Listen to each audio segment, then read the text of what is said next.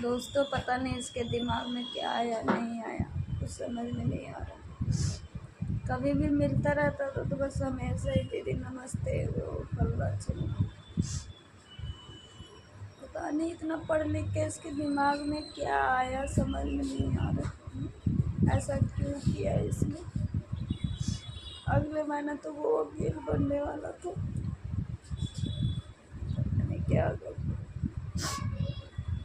उसका 1.5 लाख रुपए तो उसकी मम्मी फीस भरती थी।